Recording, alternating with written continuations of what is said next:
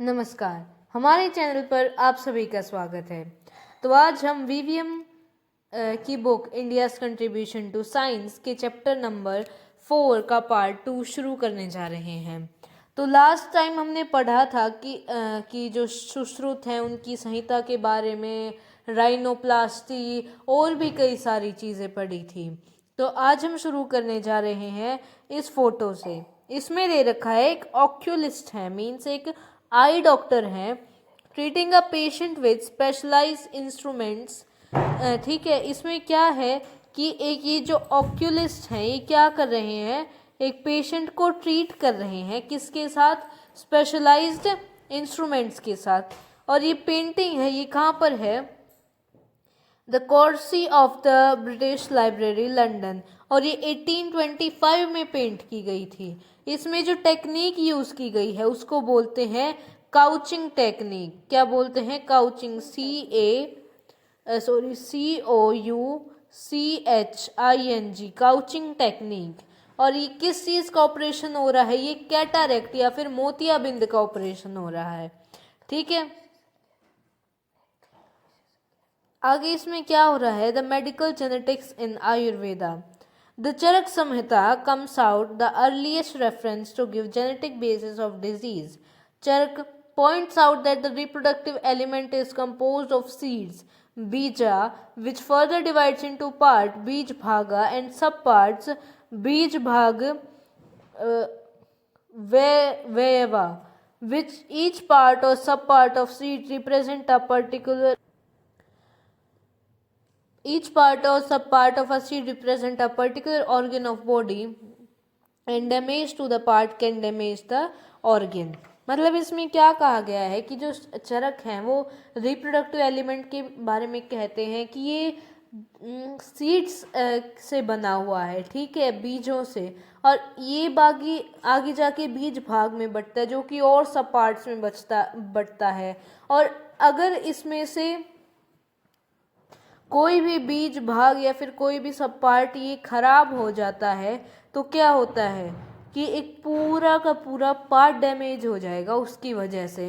और यहाँ पर हर एक पार्ट को, हर एक सब पार्ट को क्या दिखा रखा है कि वो क्या है, एक प्रॉपर पार्ट है बॉडी का। कोई भी पार्ट है, चाहे आप लीवर लगा लीजिए, चाहे आप हार्ट लगा लीजिए, चाहे आप किडनी लगा लीजिए, ठीक है। Inoculation of smallpox. In 18th century, British officials and travelers observed and documented the practice of inoculations for smallpox. मतलब 18th सेंचुरी में क्या हुआ, जो ब्रिटिश ऑफिशियल्स और जो ट्रैवलर्स थे उन्होंने देखा, और जो इनोकुलेशन क्या होता है, टीकाकरण देखा, किसके लिए, स्मॉल पॉक्स के लिए देखा। उन्होंने उसे ऑब्जर्व किया और उसके बारे में लिखा। Which was a vogue in India centuries before the vaccination was discovered by Edward Jenner. मतलब इंडिया में जब एडवर्ड जेनर ने वैक्सीनेशन डिस्कवर की थी, उससे कई सेंचुरीज पहले तक इंडिया में जो ये टीकाकरण की जो टेक्निक है ये चलती आ रही है, ठीक है। इसमें क्या है आगे, in account written of London's college of physicians J.Z. Holwell, who studied and himself practiced the Indian method of inoculation, testify to its great effectiveness in the preventing and occurrence of smallpox. मतलब इसमें क्या है कि एक account है जो किसने लिखा है, J.Z. होलवेल ने, जो कि कौन है, लंदन कॉलेज ऑफ फिजिशियंस में एक फिजिशियन है जिन्होंने इंडियन मेथड है जो इनोकुलेशन का, उसके बारे में पढ़ा है और प्रैक्टिस भी किया है। इसमें बताया गया है कि कितना इफेक्टिव है ये जो इंडियन इनोकुलेशन मेथड है, किसमें, जो प्रिवेंट करता है स्मॉल पॉक्स की अक्रेशन, ठीक है। नेक्स्ट है microbiology and parasitology. There are references to microbial language in textbook of medicine like Charak Samhita dating back to several centuries before the Common Era. The lower life forms were were classified into pathogenic and non pathogenic. Pathogen क्या होता है कि जो हमारी body को कोई harm कोज करे। Non pathogenic क्या होता है कि जो हमारी बॉडी को हार्म कोज ना करे। तो चरक संहिता में लिखा गया है, कब लिखा गया है, जो CE है कॉमन एरा की कुछ सेंचुरीज पहले लिखा गया है ये। इसमें क्या लिखा गया है कि जो लोअर लाइफ फॉर्म्स है उनको क्लासिफाइड किए पैथोजेनिक और या नॉन पैथोजेनिक में। पैथोजेनिक मतलब organism include microbes that cannot be seen with naked eyes. Technical nomenclature was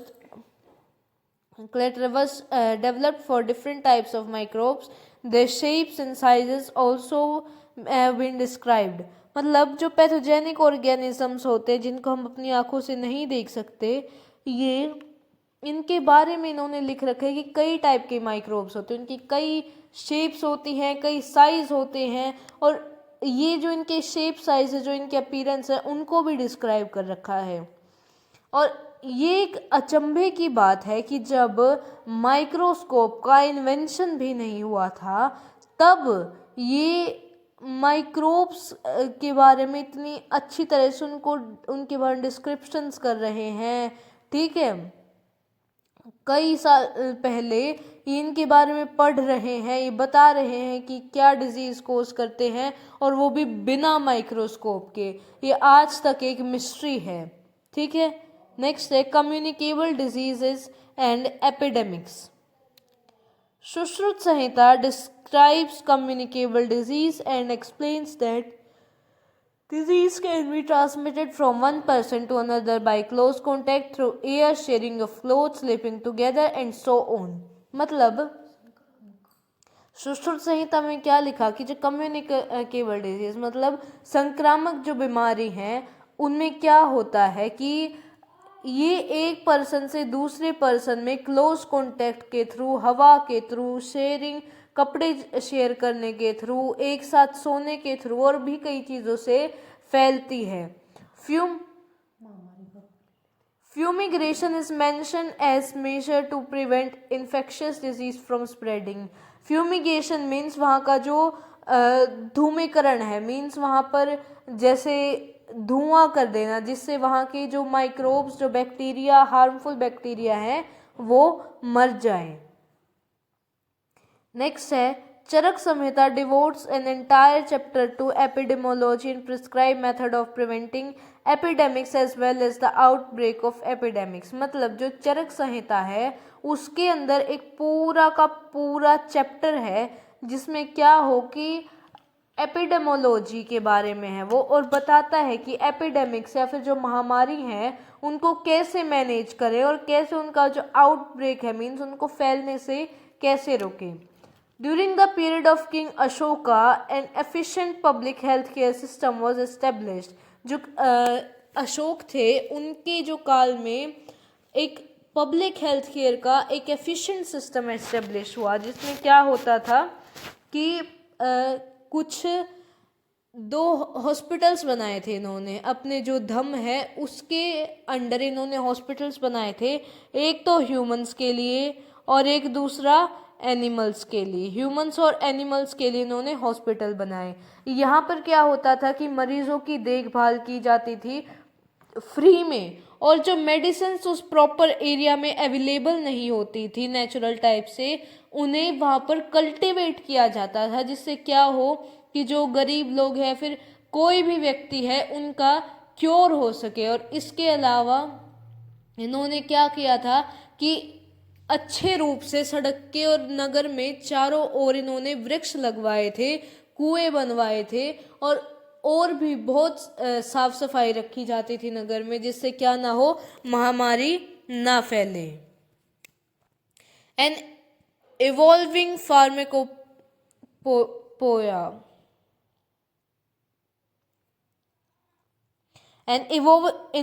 evolving pharmacopoeia.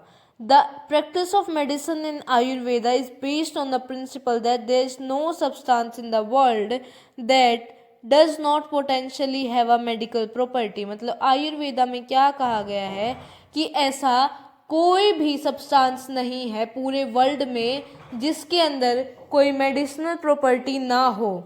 ठीक है, ठीक है। The evolution of Ayurvedic pharmacopoeia represent a continuous and unfinished quest of discovering new medicine from natural sources. मतलब आयुर्वेदा है, इसके evolution में हम जो इसकी फार्मिकोपिया है, इसमें क्या है कि एक कंटिन्यूस और अनफिनिश्ड क्वेस्ट है, किसका? नई मेडिसिन डिस्कवर करने का नेचुरल सोर्सेस से। और अबाउट इसके अंदर कितने मेडिसिनल प्लांट्स के बारे में है? 1500 मेडिसिनल प्लांट को डिस्क्राइब कर रखा है। Formulated into thousands of medicine, कई सारी इसमें मेडिसिन्स हैं, उनके बारे में चेंज करना बताया है कि कैसे, कौन से प्लांट को कैसे यूज़ करते हैं, किस मेडिसिन के लिए यूज़ करते हैं। ठीक है। हंड्रेड्स ऑफ एनिमल प्रोडक्ट है also been mentioned in the text. कई सारे एनिमल्स और एनिमल प्रोडक्ट्स भी मेंशन कर रखे हैं यूज के लिए।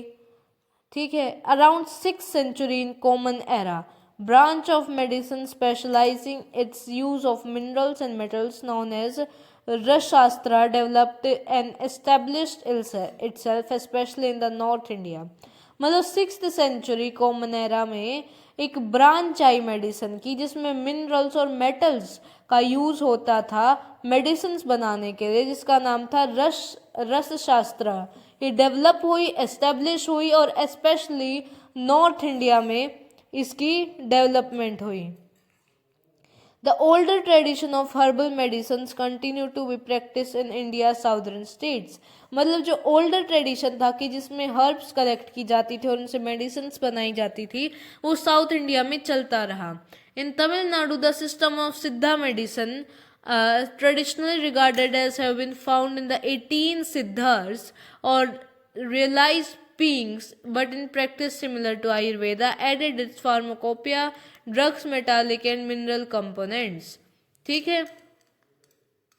इसमें हमें क्या बताया गया है, जो पेंटिंग है इसमें एक सर्जन है और वो क्या कर रहा है, जो वाउंड है उसका, जो पेशेंट है उसके वाउंड को ट्रीट कर रहा है। ये इसमें ये देख सकते हैं आप कि यहाँ पर इसकी चोट लगी और ये जो पर्सन है, ये जो सर्जन है, ये उसको ट्रीट कर रहा है। और यहाँ पर भी कई सारी ये टूल्स रखे हुए हैं, मेडिसिन्स वगैरह रखी हुई हैं।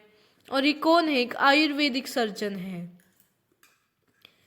अब आगे है two streams of the folk and classical expressions. India has rich tradition of folk medicine which was organized into paramedical force of health practitioner, bone setters, poison healers, birth attendants who delivered primary health care for the people। मतलब जो India का एक rich tradition है, किसका? फोक medicine का। ठीक है। और इसको ऑर्गेनाइज किया गया है कई पैरामेडिकल फोर्सेस में, जैसे कि हेल्थ प्रैक्टिशनर्स हो गए, बोन सेटर्स हो गए, पॉइजन हीलर्स हो गए, बर्थ अटेंडेंट्स हो गए, जो कि प्राइमरी हेल्थ केयर डिलीवर करते थे। ऐसे कई ट्रेडिशन है जो अभी भी सरवाइव कर रहे हैं। आज इंडिया एक ऐसी कंट्री है, सिर्फ एक अकेली ऐसी कंट्री है पूरी दुनिया में that officially recognizes a pluralistic healthcare system, partnerizing medical system like Ayurveda, yoga, न्यूट्रोपैथी, यूनानी सिद्धा एंड होम्योपैथी। और ये सारा मिला के आयुष जो डिपार्टमेंट है उसके अंडर आता है। ठीक है। तो आगे है द क्रॉस कल्चरल इंटरसेक्शंस। मतलब Ayurveda benefited from cross cultural interactions like spread out of India to neighboring countries like China, Sri Lanka, and Thailand, Tibet, Indonesia। Buddhism played a major role in spread of Ayurveda outside the India। मतलब Ayurveda benefit किया, किसे किया benefit? जो cross culture interaction है, ये India के बाहर गए उसके नेबरिंग कंट्रीज में। कैसे? जो इसमें दे रखा है Buddhism means China, Sri Lanka, Thailand, Tibet, ये बौद्ध कंट्रीज है। मीन्स यहाँ पर जो बौद्ध भिक्षु थे वो आते जाते थे, वो इंडिया में आते, आयुर्वेदा के बारे में सीखते, पढ़ते, अपने कंट्रीज में ले जाते, या फिर इंडिया के कोई बौद्ध जो भिक्षु थे वो दूसरी कंट्रीज में जाते तो वहाँ पर जाके आयुर्वेद का प्रचार प्रसार कर देते। ठीक। When Alexander the Great invaded India in 325 BCE, he was so impressed by the snakebite healer and Ayurvedic physicians that he invited them to Greece. मतलब जब 325 BCE में जब अलेक्जेंडर ने इंडिया पर हमला किया तो बहुत इम्प्रेस हो गया किससे, जो वहाँ इंडिया के जो स्नेक बाइट हीलर्स थे, आयुर्वेदिक फिजिशियंस थे, और उससे वो इतना इम्प्रेस हुआ कि ग्रीस बुला लिया। This historical evidence indicating interaction between physicians of Greek medicine and Ayurveda.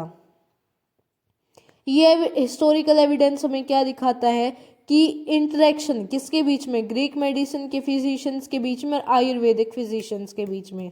Important text books of Ayurveda like Charaka Samhita, Sushruta Samhita and Ashtanga Hridaya was translated into Tibetan, Persian and Arabic languages in Middle Age। ठीक है, मतलब जो चरक संहिता है, जो सुश्रुत संहिता है, अष्टांग हृदय है, इन सभी को तिब्बतियन, पर्शियन, अरेबिक लैंग्वेजेस में चेंज कर दिया गया मिडल एज के दौरान। ट्रेवलर्स थे, चाइना से मिडल ईस्ट थे, इन्होंने बताया कि इंडिया में ऐसे ऐसे जो भी मेडिकल प्रैक्टिसेस वगैरह हैं उनके बारे में इन्होंने बाकी दुनिया को बताया। नेक्स्ट है dynamic literary tradition. History of Ayurveda reveals the evolution of vibrant and dynamic medical tradition with compendia, medical lexicons, pharmacopoeias and handbooks, manuals of treatment and so on being composed at the chronological and geographical landmarks। मतलब आयुर्वेदा की history है उसको reveals करते हैं कि क्या reveal करते हैं कि इवोल्यूशन किसका, एक वाइब्रेंट और डायनेमिक मेडिकल ट्रेडिशन का, जिसमें कंपेंडिया है, मेडिकल लेक्सिकॉन्स मतलब एक जो वर्ड बुक है, एक जो मेडिकल या फिर मेडिसिन की, फार्माकोपियास, हैंडबुक्स, मैनुअल और भी कई सारी चीज़ जो कि क्रोनोलॉजिकल और ज्योग्राफिकल लैंडमार्क में कंपोज हो रही थी। जैसे कि 8th सेंचुरी CE में एक treatise devoted exclusively to diagnosis was composed by Madhva, known as Madhva Nindana. In 11th century, now treatise was composed by the text by Vishwanath Sena called Patyapak Path Yavini Sakya। ठीक है। In 13th century, the Sarangadhra Samhita was composed on the subject of pharmacy and pharmaceuticals। Means इसमें हमें बताया गया है कि 8th century CE में एक ट्रीटीज जो कि एक्सक्लूसिवली डिवोटेड थी डायग्नोस्टिक्स से, वो किसने बनाई थी, माधवा ने। 11th सेंचुरी में एक ट्रीटीज जो कि डायटेटिक्स के बारे में थी वो विश्वनाथ सेन ने बनाई, जिनका नाम रखा इन्होंने पथ्यापथ यामिनी सकया। और 13th सेंचुरी थी उसमें शरणागद्र संहिता कंपोज हुई, जिसमें फार्मा और फार्माक्यूटिकल्स के बारे में है। पहली जो डिस्क्रिप्शन है उसमें क्या है, फिजियोलॉजी ऑफ रेस्पिरेशन, जो when first diagnosis were introduced in Ayurveda. Independent treatises were composed on subjects. This tradition of constant upgrading and documentation of medical knowledge continued with a break right up to the colonial period। मतलब जो tradition था किसका, constant updating का, ये documentation का, किसकी, medical knowledge की documentation का, ये चलता रहा बिना ब्रेक के कॉलोनियल पीरियड तक। 19th सेंचुरी में आयुर्वेदा को सफ़र करना पड़ा। क्यों?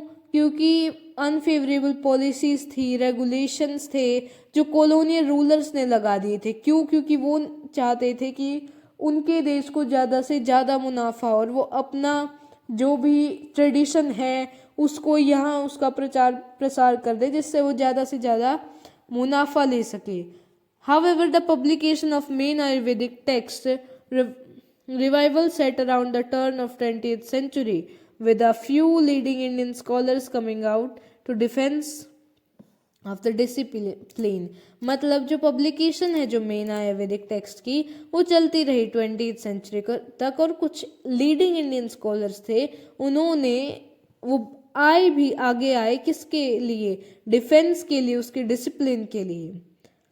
Global resurgence of Ayurveda, post independent period में जो आयुर्वेदा था उसकी जो रिसर्जेंस थी वो कंटिन्यू रही। रिसेंट ईयर में इसे बहुत ज़्यादा प्रोमिनेंस भी मिल रही है। जो पूरा सिस्टम है वो एक health care under a banner of complementary and alternative medicine. Although it is not the west, Ayurveda is taught and practices in many countries like Germany, Italy, UK, Austria, Netherlands and so on, and there are many schools of Ayurveda in United States। मतलब आज जो आयुर्वेदा है वो पूरे विश्व में फैला हुआ है। जैसे हमने अभी पढ़ा वेस्ट के भी कई कंट्रीज में है और यूनाइटेड स्टेट्स में, वहाँ पर भी यूएसए में भी कई सारे ऐसे स्कूल्स हैं जहाँ आयुर्वेदा पढ़ाया जाता है। ठीक है, continues to manage a wide range of condition effectively like chronic degenerative disease and lifestyle disorder being sought after people around the globe. As the world is moving towards integrative approach to healthcare, Ayurveda continues to inspire the visions of healing that is holistic, pluralistic, integrative and same time through a tradition that has exhibited remarkable continuity, resilience and adaptiveness to vicissitudes of time।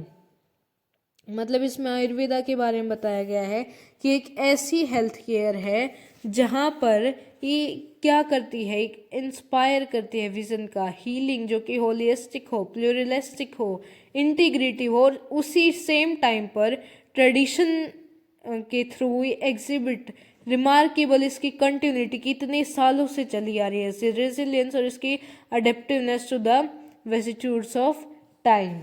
ठीक है, तो ये chapter हमारा यहीं पर complete होता है। आशा करती हूँ कि आपको ये अच्छा लगा होगा। मिलते हैं अगले लेक्चर में, तब तक के लिए धन्यवाद।